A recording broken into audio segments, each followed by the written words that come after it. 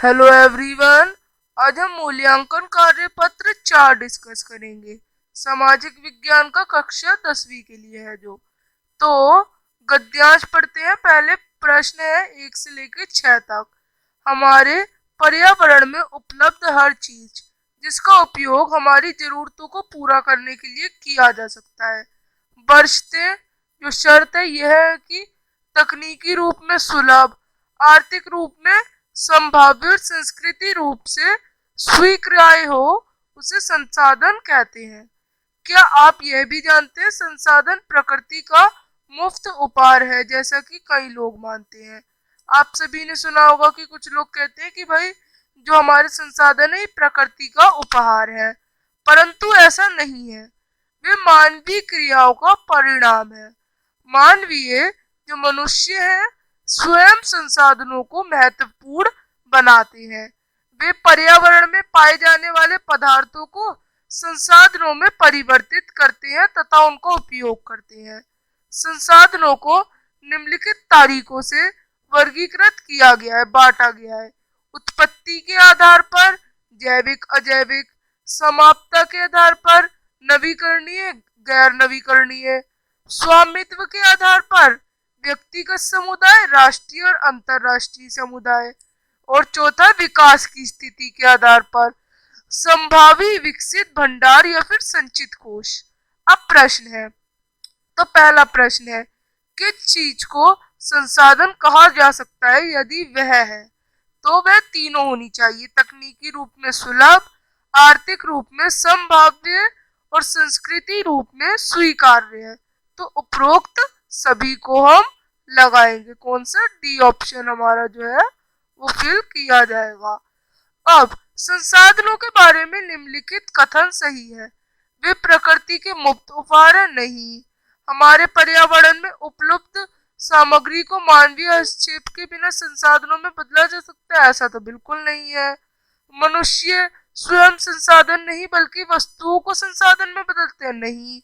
तो तीसरा सही है, मनुष्य वस्तु को संसाधन में बदलते हैं, वे स्वयं संसाधन ही है।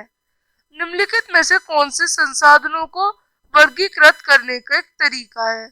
तो समाप्यता भी है, स्वामित्व भी है और उत्पत्ति भी है। तो स्थायित्व नहीं है।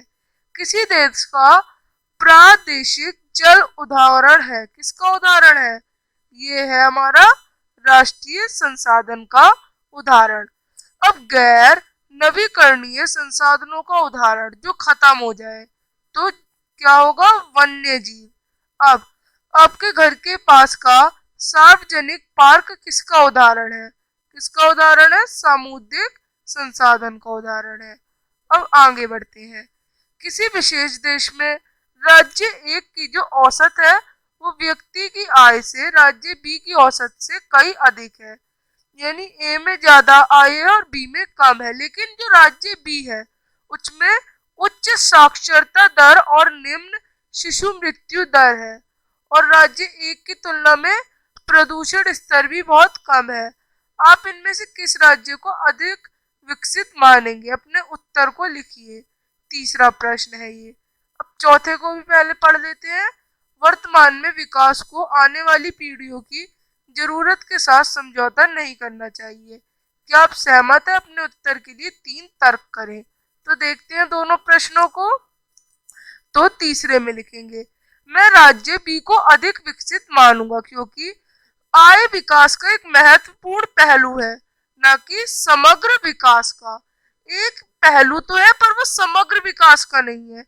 सब कुछ आय से ही नहीं हो सकता।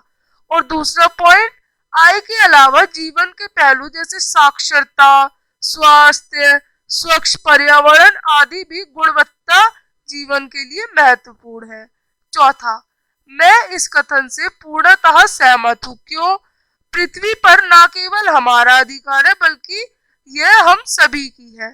दूसरा, जो पृथ्वी हमने भावी पीढ़ी से उधार ली है और उसे हमें सौंपनी है, यही हमारी जिम्मेदारी है।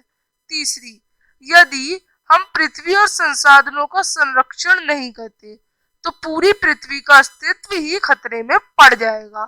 तो ये लिखेंगे हम आंसर। अब पांचवा, मृदा अपरदन क्या है?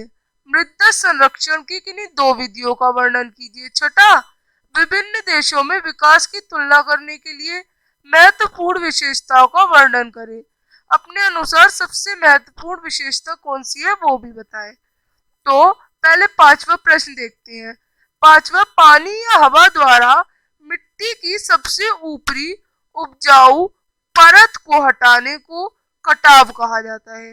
मृदा अपरदन उपाय, तो हमें ज्यादा से ज्यादा पेड़ लगाने चाहिए, हमें अत्यधिक चराई पर नियंत्रण करना चाहिए। अब छठे का उत्तर, विश्व के विभिन्न देशों की तुलना निम्नलिखित के आधार पर है। पहली, प्रति व्यक्ति आय। इसमें क्या है, जब हम देश की कुल आय को कुल जनसंख्या से विभाजित करें तो हमें प्रति व्यक्ति आय प्राप्त होती है। अब साक्षरता दर, कुल देश में साक्षर जनसंख्या का प्रतिशत जो है उसे प्रतिशत को क्या कहते हैं, साक्षरता दर। शिशु मृत्यु दर, शिशु मृत्यु दर एक वर्ष के दौरान किसी दिए गए भौगोलिक क्षेत्र में जीवित जन्मों के बीच होने वाली एक वर्ष से कम उम्र में होने वाली मौत की संख्या है। उसी वर्ष के दौरान दिए गए एक भौगोलिक क्षेत्र की आबादी के बीच होने वाले प्रति 1000 जीवित जन्मों की संख्या को शिशु मृत्यु दर कहा जाता है। जीवन प्रत्याशा यानी औसत उम्र एक व्यक्ति की कितनी है, यह सभी विशेषताएं महत्वपूर्ण है। इनमें से सबसे ज्यादा जो महत्वपूर्ण है उसे चुनने को कहा जाए तो साक्षरता दर सबसे महत्वपूर्ण है। बेहतर साक्षरता दर बेहतर आर्थिक विकास की नींव है और शिक्षित लोग भी स्वास्थ्य के प्रति जागरूक है। तो इस तरह से असाइनमेंट वर्कशीट हम करेंगे। अब हम मिलेंगे नेक्स्ट असाइनमेंट वर्कशीट्स के साथ, तब तक के लिए बाय।